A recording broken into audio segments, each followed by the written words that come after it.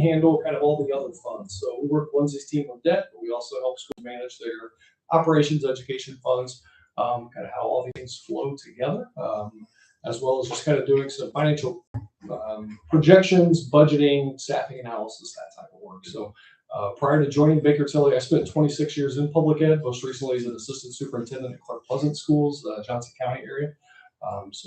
They gave me everything that wasn't teaching and learning, so I hope it doesn't do anything about my teaching ability. But if it had a dollar sign to it, that was what I had the task of doing. So appreciate the opportunity again. So as we're kind of pulling up this information, we threw together some of the slides and some other detailed version if you'd like to get in the weeds with this. I know everybody loves to talk school finance. So if you have insomnia, I'm sure we'll cure it. We break things into this foresight framework. So kind of looking at hindsight, where you've been, foresight, where you're headed, insights, what can we learn and gain from that, and then how can we set up some foresights to help you guide this. And so tonight we're going to start off with some insights because we were asked about the SEA1 impact in particular. So we thought we'd just start off real quickly with 3 buckets, right? So if you think about the education fund, being for educational spending, operations fund being for that operational costs, transportation, utilities, etc. And the debt service fund is also the other fund that you have levy taxes for. And so what we see some schools do, we'll look at their operations fund and say, are there anything that we could move from a capital expense to that debt service fund to help alleviate some pressures in the operations fund? And then certainly you have that transfer that goes from the education to operations. That's the way the system was set up whenever the funds changed back in 2018. So these things kind of all work together. And so it's how do we make them work together to benefit the school district and get what you need. So, and we have been, and you will tonight, transfer money over from the education to operations fund up to that 15%. And so again, we've already started taking those hits, and that's why we periodically will do that.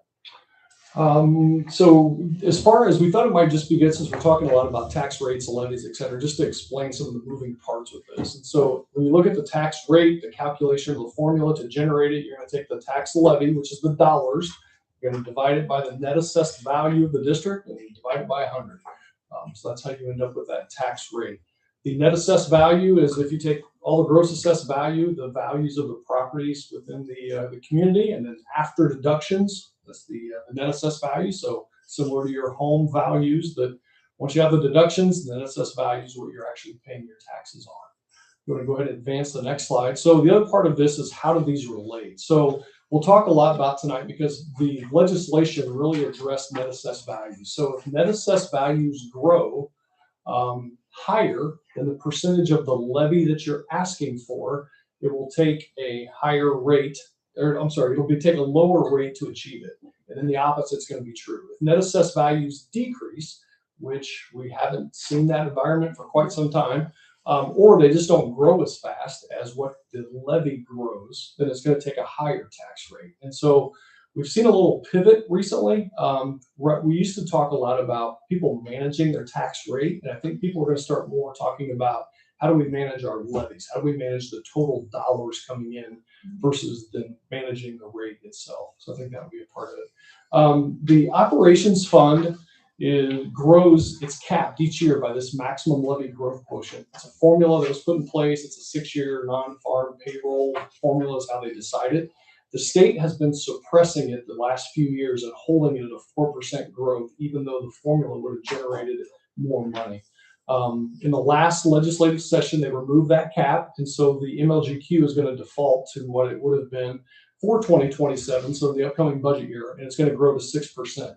The one thing that happened, though, is that about 93 school districts out of the 290 in the state are seeing greater growth than what the MLGQ is, and so the formula allows you to capture that additional growth. So your actual levy in your operations fund is going to grow by almost 7.4%.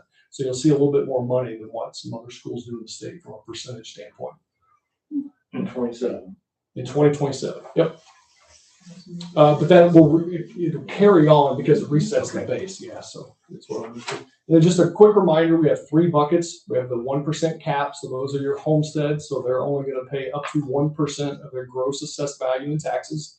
2% are your ag land, your rental properties, Also, if you have any assisted living facilities in the community, they would fall under that. And then you have a 3% cap, which is your business group. So those are kind of how the property tax buckets are established. As far as SEA 1, this is kind of a snapshot of all the different things that are going to occur, and it's going to be a phase-in. Some things started in 2026, other things won't come in play until 2031, and some of them will happen gradually over that period of time. So the 4 highlighted, I thought I would just talk about briefly tonight. And again, there's some more detailed information in your packet. But assessed values, which was the big thing we heard in the news, is that we have to get assessed values down. And so what has happened with all 3 buckets are in essence impacted. 1% homestead, you currently have a standard deduction, and then you have the supplemental deduction. And so they're moving away from a standard, and it's all going to be percentage based. So as we go across from now until 2031, standard deductions are going to decrease, percentage base is going to increase. And by the time you get to 2031, you as a homeowner will only pay taxes on 1/3 of your property value. So whenever you put that in the context of the school district, that means they're only going to collect taxes on 1/3 of the homestead's values within your community. So the question becomes, does gross assessed value grow fast enough to offset that decline? And that's the kind of the question that's on the table for all communities throughout the state. The 2% buckets, the ag land, the rental properties are going to see a deduction, a deduction, and they never have had that in the past. So it's going to, again, push down values. And then business personal property, the de minimis amount is raising from 80,000 to 2 million before someone has to pay taxes on those pieces of equipment. So all 3 buckets are getting some breaks. Homestead credits, as homeowners, we're getting a credit of either 10% up to a $300 credit on our tax bill. And so whenever you see your bill and it tells you what the amount is, and you'll see a credit that's applied to that, all those homestead credits get added up and they become losses to school districts and other municipalities. It's dollars your budgets were built on that you're just not going to collect. And so those are not set to expire. They went into effect this year in 2026, and they're supposed to continue on. Then we already talked about the tax levies, the 6% cap, so I'll move on. Local income tax, schools fall in 2 buckets. Some schools get direct local income tax payment for their county. You do not, but you do have property tax replacement credits. So I live in Morgan County, kind of on the Morgan-Johnson County line. Our PTRC, the property tax replacement credit, is 30%. So when this goes away in 2028, starting with the 29 budget, my tax will go up. I'll be paying the full freight of that additional 30% in my taxes, unless the county raises something to do, unless they're able to offset it by lowering some taxes.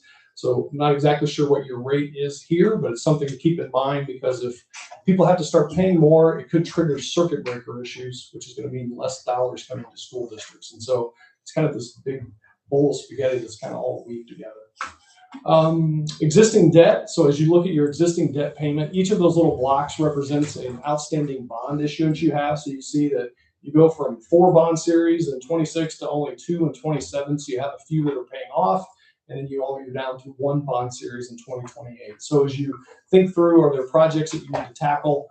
You can certainly have the ability to be able to issue those bonds to maintain your payment, if that's what you should choose to do, or whether it's a payment amount or it's just the levies, the total levy you're collecting. One of the things that changed in the General Assembly as well is that now if your debt service exceeds 70 cents, any future debt has to go on a ballot for a referendum. Those referendums are only going to go to November, and they're going to be every other year. So it'll be 26, 28, and 30. So you really have to kind of plan ahead for when we think some of these might hit. Reason we say that is because your non-exempt tax rate currently is at almost 63 cents. So you're 7 cents below that threshold. If net assessed values drop, your tax rate may go up without you doing anything. And so as you start getting close to that 70 cents, I wouldn't want to push it too far down the road before you start thinking about it, or you're not going to be able to issue before it becomes time to enter a referendum. So something to think about soon.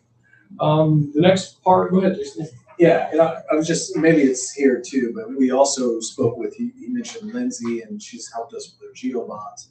So we are talking about getting another GEO bond by the end of this year, thinking about the tax rate, like we want to keep that pretty steady. And so looking at maybe up to $700,000 And so we'll be working on some projects, things in that. We've already been authorized 10 million, and we did the 600,000 bond, this GO bond in 2025. And so, yeah. So anyhow, I just wanted to mention that as well.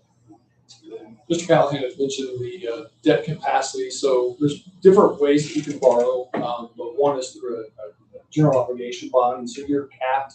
There's a formula that you use. And so if you look at the far right, it shows that you currently have an outstanding amount of $264,000 that you could borrow with GO bond in general obligation bonds. As you pay them back, it's kind of like a revolving credit line. So as you pay them back, that amount goes up, so you can see how the amount climbs as you continue to pay those back over time. Yeah. Then you can see that's where that 739 mentioned that. So all right. So then hindsight section, kind of looking where you've been. So in January, typically your Board of Finance meetings, I'm sure you guys talked about the Stress Unit Appeals Board and their fiscal indicators. So we've taken that information and just kind of mapped it to a little stoplight and said, if it's green, good. If it's yellow, it's kind of like the caution light on your car. Let's pop the hood and see what's going on. If it's red, it's one thing that's the concern. And so the one that's the concern that you notice on here is the debt rating. I think we all kind of well aware of what is going on there. So kind of looking at those yellows, you have lots of green, so lots of good things that are occurring here in the school district. The cautionary tale, one is enrollment. We'll talk about it on the next slide. And just so in a good situation, you're growing, but then you also have the reliance on those transfer students. We'll reference that. And then you've had some minimal amounts of deficit in multiple years where you have spent more than you brought in. So just making sure that that's not a large structural balance or a large structural issue within the budget itself. But you still have plenty of cash balance to cover it.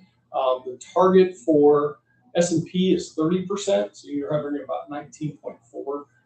So could you raise it? Great, but you certainly have cash to be able to be by. You're not in some type of panic mode of any kind. Enrollment. So as we look at the slide on the left, it's the kind of the light teal color is students that live in the district. So when we go back to 2017 compared to 2025, so this is looking at fall to fall, you dropped about 7 students. So, I mean, so you saw some ups and downs in between, but as far as total kids that live in the district, they remain relatively flat over that period of time. The darker colored bar that's next to it then is the number of students that live in district that attend the district. And so that number dropped a bit from 2017 to 2025. But then when we go over to the other side, it's looking at transfers. So the teal color bar is transfers coming in, the orange bar are transfers going out, and the black line is the difference. And so at 2025, you were positive almost 400 students, the difference between those coming in versus those coming out. And so great thing that people want to come here. They see a value of what's going on in your school district. It's just a matter from a finance perspective. It's just one of those things that kind of hangs out there. Do they continue to come? Becomes the question. Just how do you plan for that? Should they not show up? Because if they're electing a different path now, is there some other thing that may entice them? Another online school or some other whatever it may be. As far as we've seen, micro schools will develop. So is there something else that they may pivot to and go rather than coming here? So then foresight. So where are you headed? From a financial lens, first thing we took a look at was just enrollment projections. So we just rolled cohorts forward. So assuming kindergarten to first grade and first to second, just did a look back over a period of time to say what has been the traditional stickiness of those cohorts and how many have returned, what's that transition been. And so basically over the next 10 years using that method, you stay relatively flat and you drop 2.6%, but not a lot of movement within that from a volatility standpoint. So relatively flat. Legislative updates, homestead credits this year, you had the opportunity to either spread them to debt and also operations. Starting in 2027's budget, they all have to go to operations. And then I already mentioned the PTRC piece. One flexibility you did gain in 2027 is there's miscellaneous revenue that currently goes into your debt service fund. That is your excise tax where people pay their license to renew their license plates. And so those dollars can now be receipted into your operations fund. They don't have to go to your debt service fund. So that'll be some additional relief. As we try to look at projections, this is just some high-level assumptions using those enrollment pieces that we had.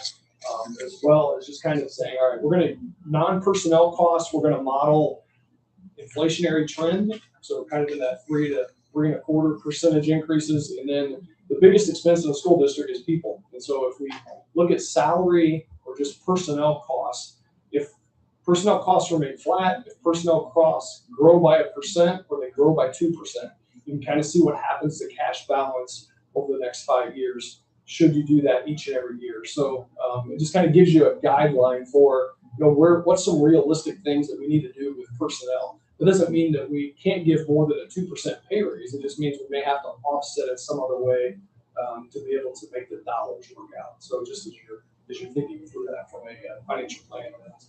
And I just want to say too, I think this is the importance of when we're doing the strategic planning, so we can really prioritize, like, where do we want to lean in, where maybe we don't want to lean in. And so I think that's important. And I think, Jay, when you said it the first time, I was like, gosh, I was thinking about it and the idea of raises, but really it's just where we're at financially at the current place. So, may discontinue one area and then we pick up in another. And so I think this is important though for us to consider.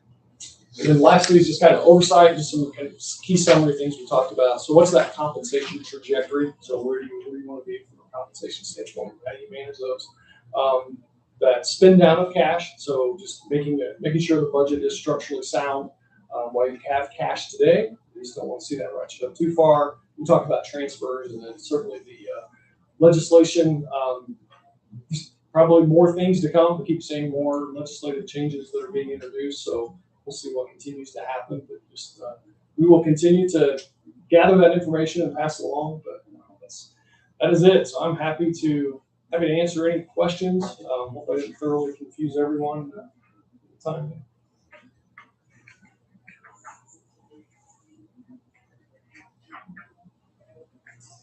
How many other schools use you guys, Jay? Pardon? How many other schools use your services? So we work with probably about half the schools in the state. Yeah, it's kind of where we're at.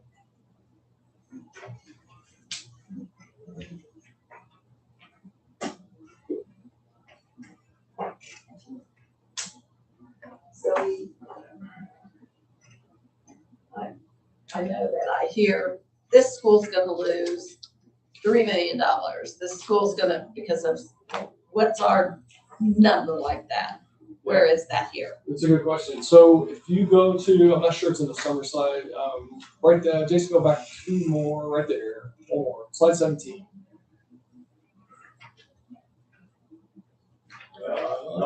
Sorry, Jay. No, 17. You're good. Yeah, there we go. So so your impact with homestead credit changes is $112,000. That's what you're losing. The amount with PTRC, we just don't know yet. So when you rank schools and say who's getting hit the hardest, you're certainly not getting hit hard compared to others, but it's still $112,000 that you're not going to have that you would have had. So.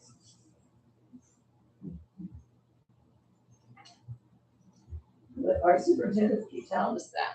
So it's right here. You're right. We have to believe him now. We have to, yeah. We got the evidence. So. But you're right. It's not fun losing any money. Yes. There could be more, but And I'm not suggesting that, don't know if our public's watching or not, but it's something I certainly talk at the strategic planning committee too, or anytime. Obviously, there are things we can control and not control, and I'm not suggesting we do a referendum, but if the state, the way we've been funding schools, changes, again, I think that's why we do strategic planning, because if we're like, we don't want to cut anything, we like what we're doing, then we have to start looking at that. And as Jay said, it's like that tax rate bounces up to above that 70%, or right? 70 cents. So yeah, 70 cents. It's like those are things we're gonna have to, and then you have to gauge that. Like, can't be every year, and it's got to be in November.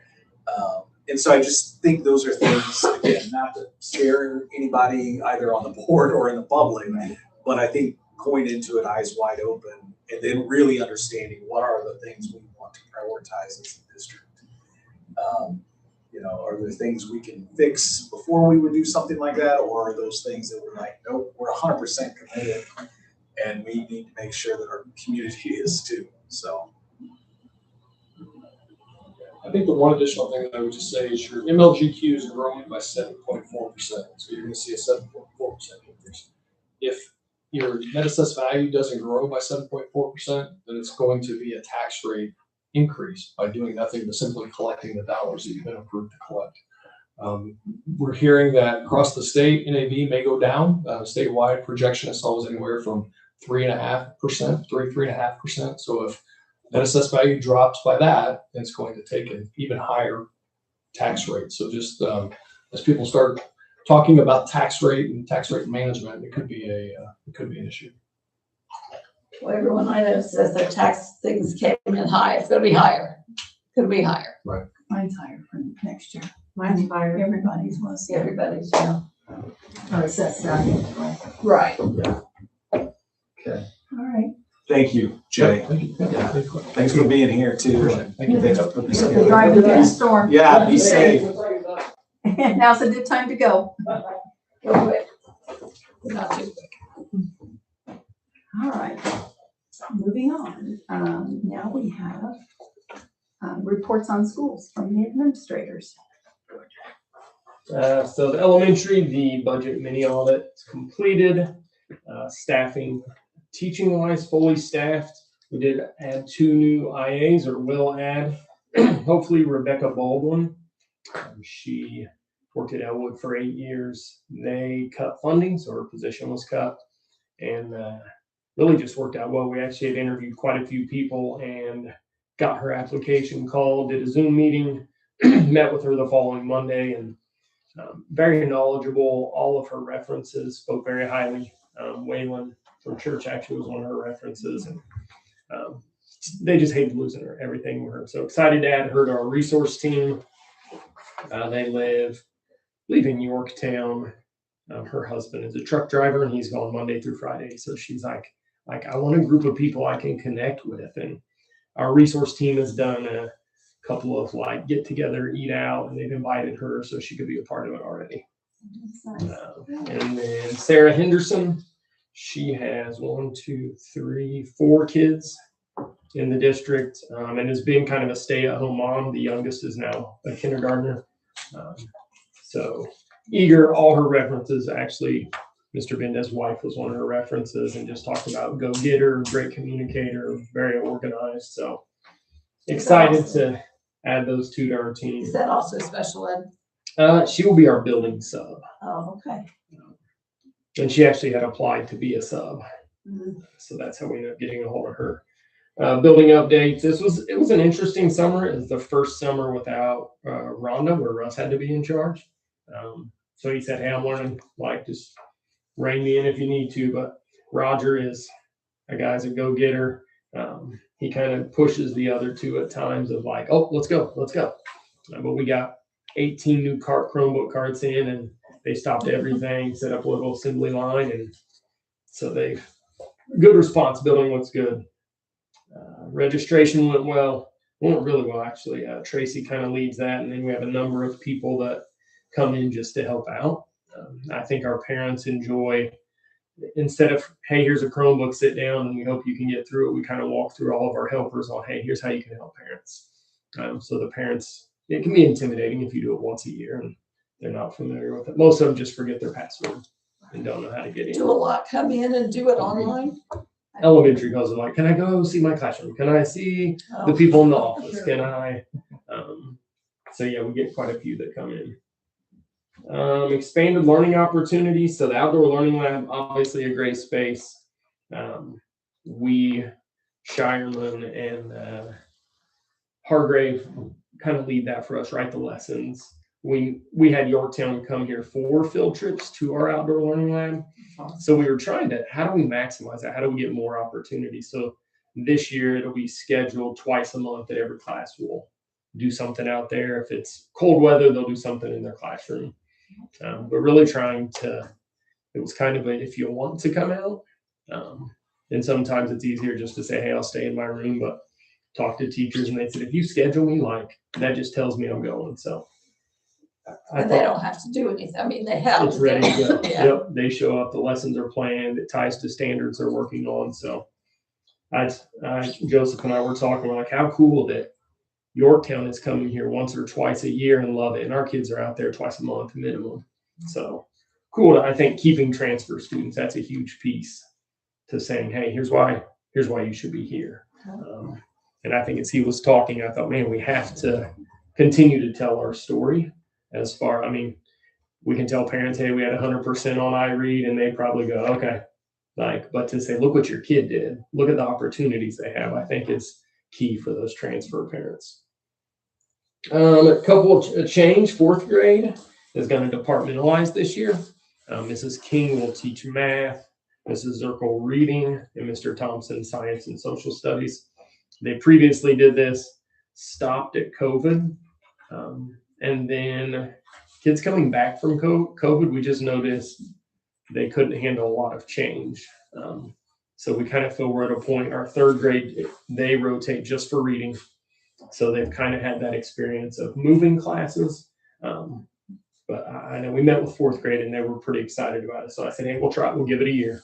Let's try and see what it looks like. Chromebooks will stay at school, so they won't go home at all, which will be a change for some of our parents, but we've also modified our schedule to ensure if they're doing Vimy math and they have activities that need completed, they have time within the school day. Our projected enrollment, we're at like 543. We just got 3 new ones today. So we will be at 546. I think Tracy has a couple more coming. So we're usually right around that 550 mark. So I think we'll be there again. And then our Meet the Teacher night, it's August 3rd. We're 6 to 7:30 is our time. So it's busy. If you hear any complaints about it, it's always that we don't have enough parking. Well, we never have all of our parents here at one time, but you are correct. We are 4 to 6. You're 4 to 6. Okay. Yeah. So it should work good. We moved ours back a little bit. So it also, I think our parents that have 4 kids and 2 in each building can pop over and then pop right down to the elementary. So Good coordination. Yeah, and part of that was just listening to the families, coming to, whether they might have elementary kids, but coming here the night before school starts. It's kind of a later night.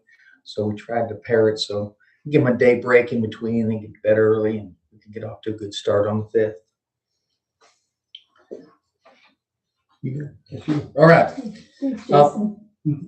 So yeah, exciting time of year. We completed the mini audit of June bank statements.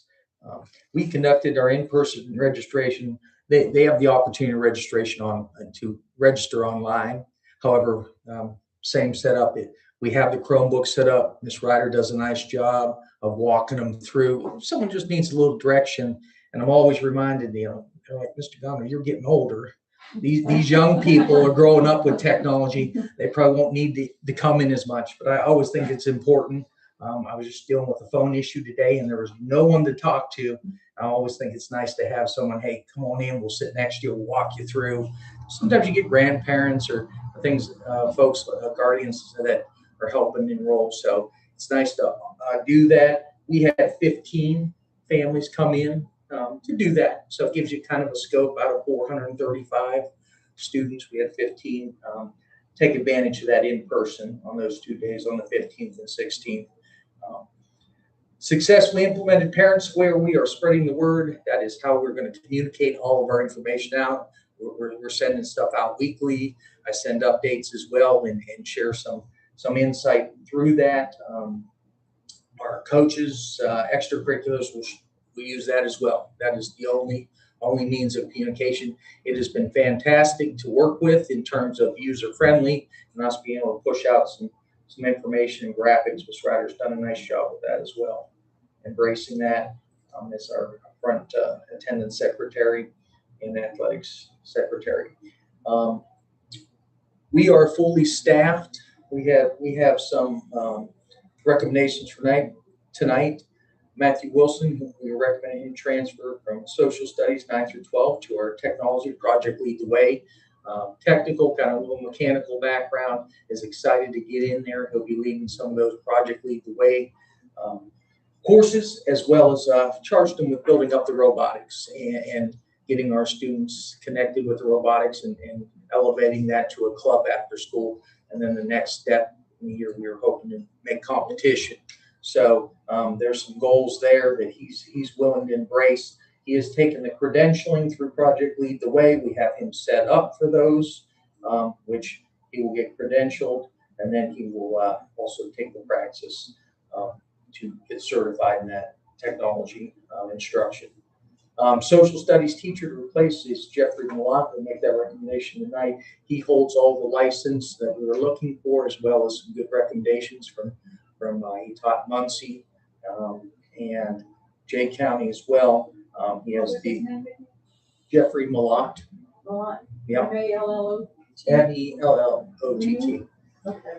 He has the sociology, psychology, government, econ, and world history and U.S. history license. So we were fortunate this time of year. We had interviewed many, and I want to thank two in these interviews, the teachers who've shared some of their summertime and students who've come in for different lessons. And we had some students come in, sit for math lessons, give us feedback, what they liked on different candidates, what went well, how it resonated with them from a student's lens. We have two instructional assistants recommending tonight, to Pamela Barrett. She has a teaching license, retired, looking to stay active, working with students. She also has a strength in English and can help students. She'll be running our study room as well as our independent learning and online credit recovery. So we're excited for that. And then Hannah Royer, once again, strong references from Ball State.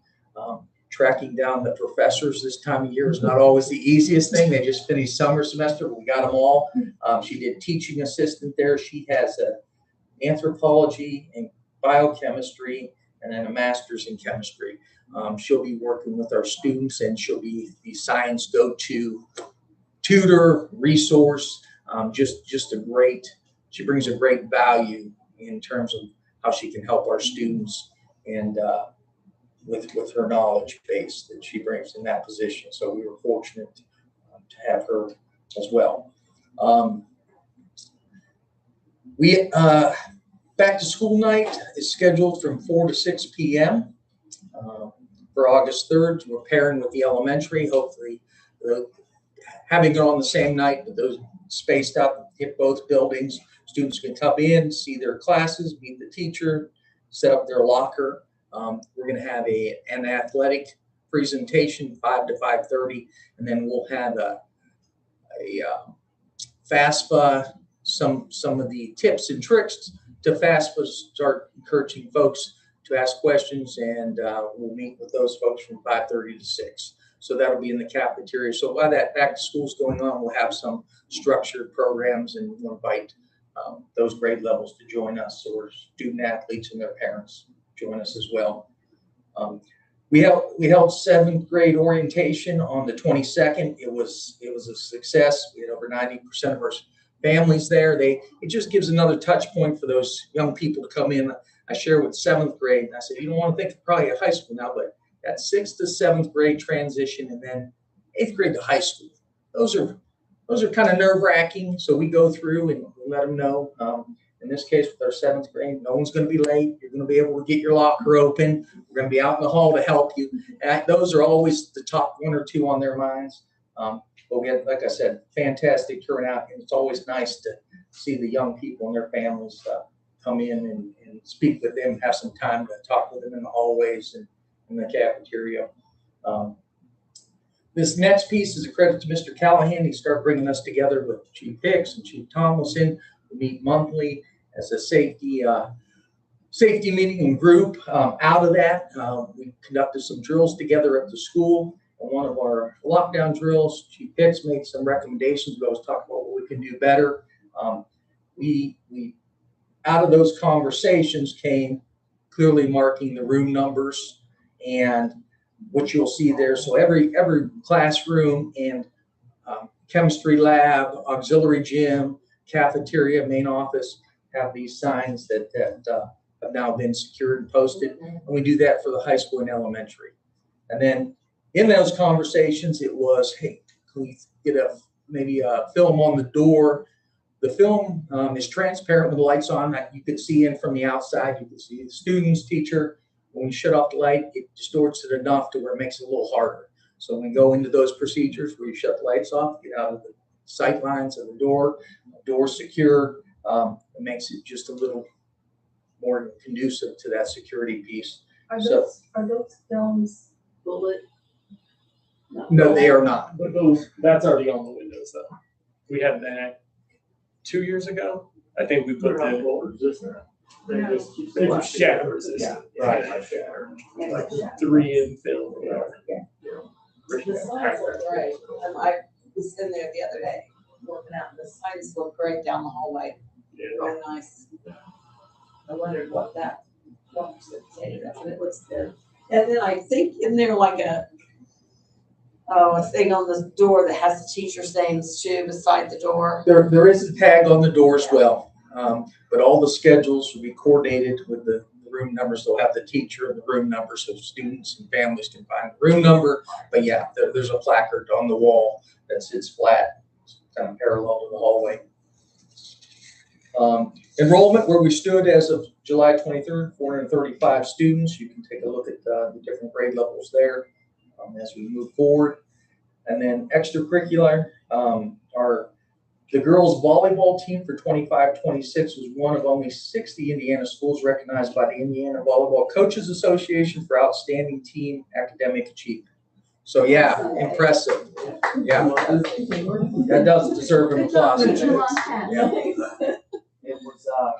Yeah. It was an impressive group of 60, and our student athletes, coaches, they earned their spot in there, and that was a nice recognition for the student athletes, families, and the coaches in the program. Parent-student athlete meeting, once again, as scheduled for August 3rd at 5 p.m. in the cafeteria. Dr. Fulton will go through some of the information and responsibilities of student athletes in terms of that school piece first and athletics second, and make sure we're working together so we have a successful year. So, thank you. Thank you. I'd just like to say, for both Mr. Gondel and Mr. Reese, as this board well knows, like we've had a lot of district change over the last year. Still more tonight. And I think their leadership in their buildings creates stability with their staff. And I think, again, to not see the turnover in staff at the building level, I think speaks volumes of their leadership. And just, again, I hear from faculty and staff that they're visible, they're communicate, they're supportive. So again, in times of financial change and all kinds of changes, that is so important to your buildings and building culture. So yeah, I just want to thank them. We know that both of you guys care so much about each building, that you take special pride in the building and your staff, which is awesome. I said, and I think Kevin mentioned, he's obviously been here longer than me, but said he felt like this was the most cohesive. I think Carol mentioned it as well at our admin retreat. Cohesive, just admin team. I mean, there's a number of times I'm calling Mr. Gondel, he calls down, Joseph calls Bendez, but there's just, there was a time when it was like, we're gonna make sure the elementary is the best. We still want to be the best, but we want to be the best Broncos, to where there's that unit. It's very cool. It's a cool atmosphere to work in. Know there are that many people to But help. it's good that the high school has changed atmosphere now too, and that people don't see it like we have in the past. We always appreciate the elementary, and we know, I look at it as a K-12 experience. So anytime, hey, we need the gym or we want to bring our kid, bring them up. You know, we want them to aspire to come, you know, 7th and 8th and then high school, and any opportunity we have to support what they're doing at the elementary and make that K-12 experience stronger or better, we're all in. It doesn't matter. It doesn't matter where the work falls. We'll make sure it gets done, and just that's You part of make a it. good team together. But we appreciate them. They help us a bunch as well. Well, and the better prepared the elementary is, the better or the easier the job is. you can do more with them. They Absolutely. come to you better prepared, so that's awesome. Anybody have any other questions? Okay, thank you both. We'll move on to items for school board discussion and possible action regarding personnel. Okay, so now it's gonna get interesting. I noticed on the personnel report, and this is we'll figure it out later, but Rebecca Baldwin we didn't have her on there. I would ask Madam President for an amendment to include pending any background check. We knew about her, she's not on there, and I just want to make sure we amend that as a board, because I don't want to wait until the August board meeting for her to have to start. So we need to add. I know, I would if I could do the PDF. So to the personnel, we need to add. Yeah. Rebecca. Baldwin. Yeah. Henderson's on here. Yeah. I think that was the only thing I saw missing when we opened that up. I apologize, but yeah. Do we want to take the superintendent's personnel report, and then do we want to take the other ones separately? Or do we want to take them all together? Because there's a classified contract for Brad Dilk. Yep. There's one for Tiffany Marquell, and then there's the athletic recommendations, and then there's your personnel report, Treasurer. and the board recommended for Yep. treasurer. So do we want to take those all together, or do we want to take them separately? I think you can take them together as a personnel report, or we could take them separately as well. Because you do have, they're all personnel. I don't have a problem taking them all together. I think you could pull out if you feel like after I present on them, if you feel like you want to have individual votes on them, you can do that. Okay. So I was going to give an overview of each one. Okay. That works. I'm good with the group. Okay. It's not always been the case in the past, but I'm good with this group. So and just each one. So annually we renew the contracts of the transportation director, and we are looking to move Mrs. Marquell to a business manager. So maybe that might be one, because item H is the creation of that.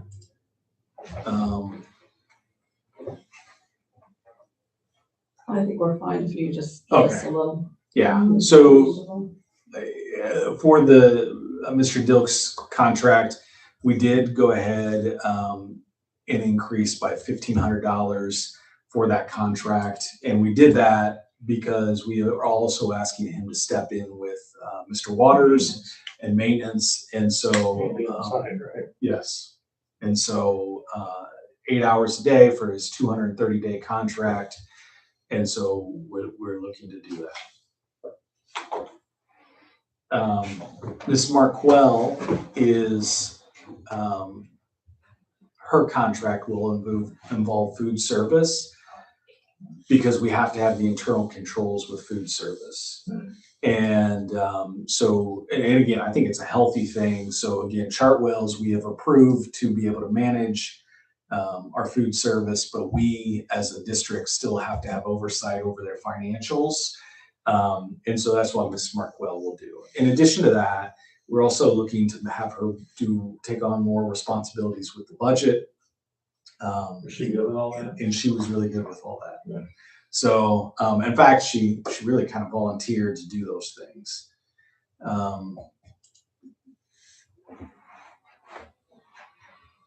She's somebody you need to keep. Yeah, Dr. Fulton, everybody on here, again, has background checks. We do this every season, every year. We renew athletic ECA positions, and so I just asked him to do fall. Obviously, we don't have winter all completed yet, so, or fall to date. I think we're still kind of missing maybe a 7th grade volleyball coach or something. That I heard.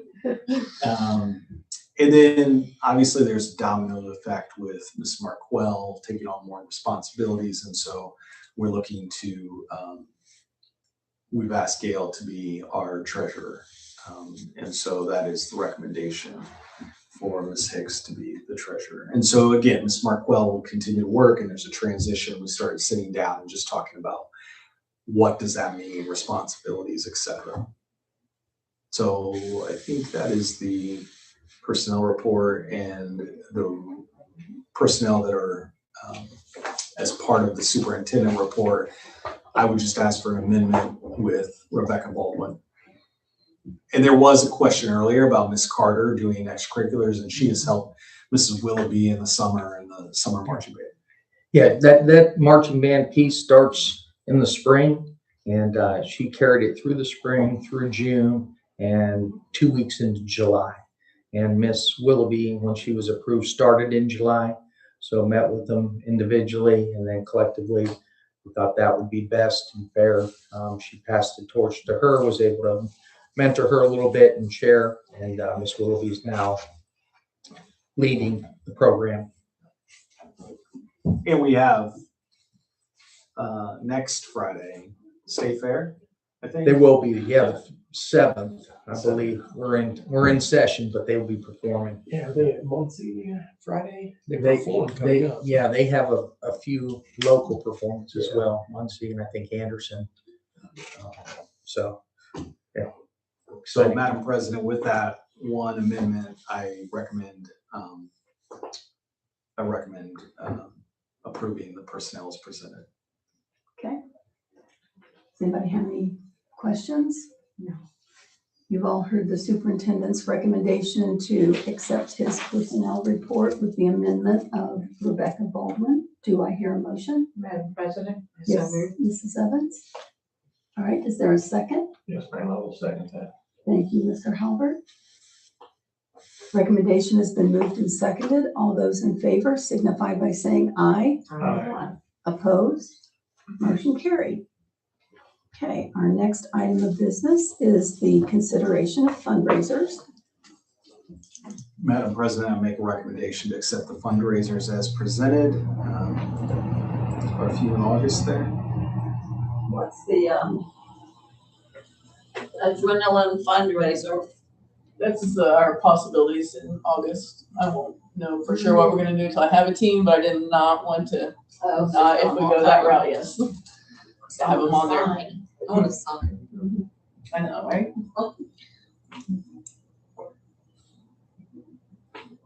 Are there any other questions? You've all heard the superintendent's recommendation to accept the fundraiser list as presented. Do I hear a motion? Madam President, Yes, Mrs. Reese? I so move. Thank you. Is there a second? I'll second. Thank you, Mrs. Evans. Recommendation has been moved and seconded. All those in favor signify by saying aye. Aye. Opposed? Motion carried. Next one was donations that had been taken off of our agenda because we had none. Next item, consideration of meal prices for the 2026-2027 school year. So, Madam President, I make a recommendation to accept the school prices as presented. The prices represent a 5% or 5%, not a 5%, 5 cent increase from the year before. Through the department, we can increase up to 10 cents every year. They recommend that you make some kind of increase every year as well. So we did 50%.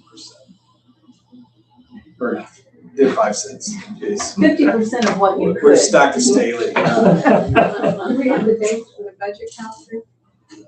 No, We took that off. we took that off. Took that off the agenda. Yep. Okay, you've all heard the superintendent's recommendation to increase the school lunches by 5 cents. And are there any questions? Do you want to hear a motion? Madam President, I so move. Mrs. Evans, do I hear a second? Yes, ma'am, I'll Mr. second. Robert? Thank you. Recommendation has been moved and seconded. All those in favor signify by saying aye. Aye. Opposed? Motion carried. Next item of business, consideration of the classified handbook and the transportation handbook. Madam President, I make a recommendation to approve both handbooks. The only changes to each handbook, obviously the dates and some names, but the classified pay schedule, we added 30 cents across the board on that. And then the bus, we added $1 for routes, special ed route. And I also want to point out too that we have in the past not provided an opportunity for bus drivers during e-learning days to work. We're going to do that this year too. And so we will work out a plan on what this how to look like for that compensation on those days. But my one guidance was that they will work if they're going to get paid on e-learning days. Are there any questions? You've all heard the superintendent's recommendation to accept the classified handbook and the transportation handbook as presented. Do I hear a motion? Thank you, Mrs. Evans. Is there a second? I'll second. Thank you, Mrs. Reese. Recommendation has been moved and seconded. All those in favor signify by saying aye. Aye. Opposed? Motion carried. Next item of business is the consideration of the Form 9. And so the Form 9, and there's a copy here as well, but it's the financials from January to July. So every year we have to, twice a year we have to approve it. So I make a recommendation to approve it as presented. Are there any questions? You've all heard the superintendent's recommendation to approve the Form 9 as presented. Do I hear a motion? Madam President, I so move. Thank you, Mrs. Evans. Is there a second? Yes, ma'am, I will second that. Thank you, Mr. Halbert. Recommendation has been moved and seconded. All those in favor signify by saying aye. Aye. Opposed? Motion carried. Item G was stricken from our agenda. And item H, consideration of business manager position. And so you'll see the roles and responsibilities of that, but Madam President, I make a recommendation to approve that position.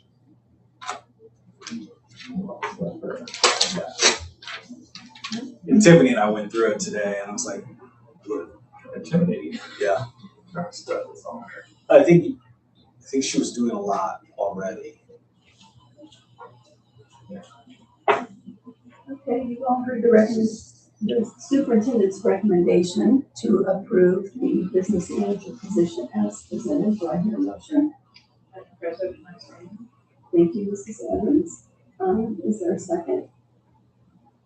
Yes, ma'am, I will second. Thank you, Mr. Halbert. Recommendation has been moved and seconded. All those in favor signify by saying aye. Aye. Opposed? Motion carried. Next item, consideration of transfer from the education fund to the operations fund. And again, this is what we referred to earlier. We stay within that 15% that we're allowed to transfer from education operations. I will say, I mean, Ms. Markwell and I looked at it, and I think without this, we would have been, with our expected expenses, we would have been like $12,000 at the end of this. So we felt like this is the right thing to do. Are there any questions? You've all heard the superintendent's recommendation for the transfer of funds from the education fund to the operations fund. Do I hear a motion? Madam President, I so move. Thank you, Mrs. Evans. Is there a second? I'll second. Thank you, Mrs. Reese. Recommendation has been moved and seconded. Could we have a roll call vote, please? Diane Evans? Yes. Vicky Reese? Yes. Ron Howard Jr.? Yes. Kip Flynn. Yes. All right, motion carried. Next item of business is the consideration of transfer from debt service to operations fund. So, yeah, so this is,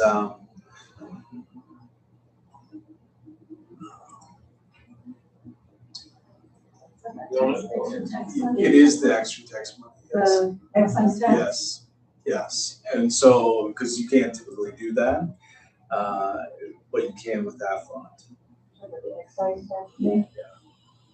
And so I make a recommendation to approve this $64,399.60. Okay, are there any questions? You've all heard the superintendent's recommendation to transfer money from the debt services fund to the operations fund. Do I hear a motion? Thank you, Mrs. Evans. Is there a second? Yes, I'll second. Thank you, Mr. Halbert. Recommendation has been moved and seconded. All those in, could we have a roll call vote, please?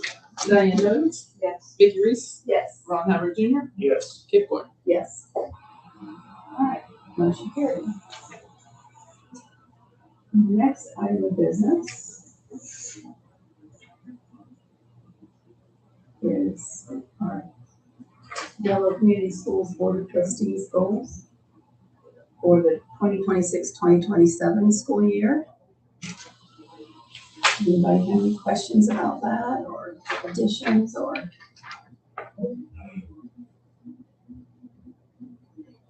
Looks like we have enough stuff in the library that we would pass out treats to the teachers maybe. Leftovers. Check expiration date. Actually, copy form. There you go. Do the. We kind of fun to do it Early, yeah, I think so. beginning of the year. We might put our heads together and get out of there. All right, anything else? Anybody have anything for the good of the cause? I think the only thing I would mention is that we're continuing on with our strategic planning. Last week, our cabinet, Ms. Hicks, Carol, and Tiffany joined us to do some professional development. Had really good conversations, as Mr. Reese said, as Carol said, like, this is a really good group of administrators. And I think building that trust in the relationships and common vision, focus, like alignment of efforts is really healthy, I think, for a culture. We talk about safety, vulnerability, purpose, but we also laugh a lot and have a good time and joke with each other. And so I think that's important as well. And so Mr. Joseph keeps us laughing, that's for sure.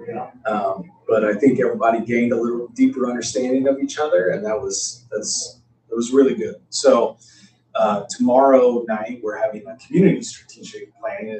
We haven't had one since May, and so really leaning into that vision statement. I think we're close to having a recommendation for the board on a vision statement, mission for the district, and then really starting to build out that profile of a grad. Spoke with Mastery Transcript Consortium, which is a company that is looking at mastery-based learning. This is the idea of, like, if a kid is out speaking at an event, can they get credit for speech, right? Like if they're out and they do a presentation 20 times in a community, shouldn't they get credit for mastering speaking standards? And so this organization is working with the Department of Ed, and they have an application open. But one of the things they really were looking at is, if a school had a profile of a grad, how do you measure communication, collaboration, work ethic, some of those things that isn't a letter grade? And so we'll build that. I think it also comes back to our financials.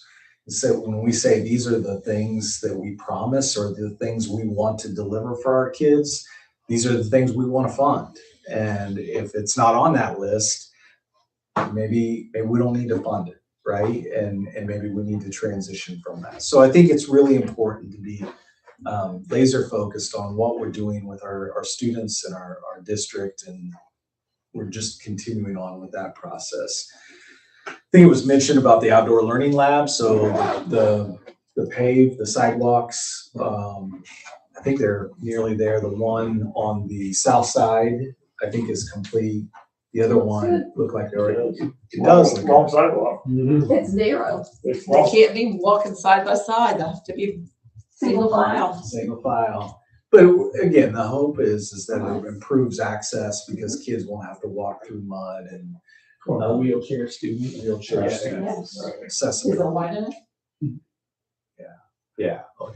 What's up with this tree down here, this mess? And so again, Mr. Waters and I identified, I think there's 7 trees on the property that we had to, and he got a couple quotes. And so it's in the process. They did say that tree started springing up water.